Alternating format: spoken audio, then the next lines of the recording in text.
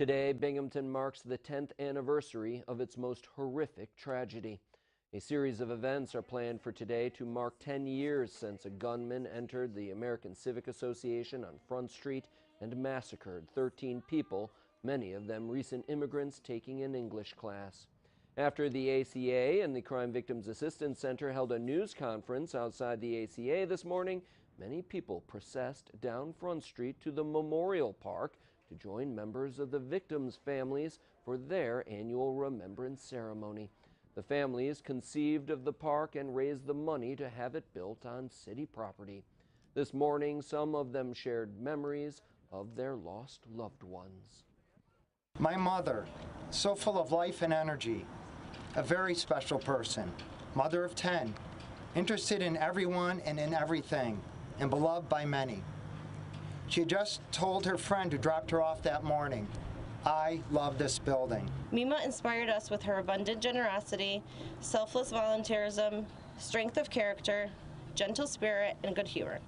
But most of all, she comforted us as a great listener who always had time to ease our problems and heal our hurts. She was a librarian. She worked in the library, and she went to the class just to improve her language as well, and to speak, to communicate with other people, to find a job, and socializing as well. As a happy, joyful person who lived her dream, and I would wish that everybody who hears my voice would go out today and love each other and do exactly the same thing. The glass birds at the park were recently reinforced, and the city installed a sidewalk behind the memorial. The families invited current Mayor Rich David and Matt Ryan, who was mayor at the time of the mass shooting, to address the crowd.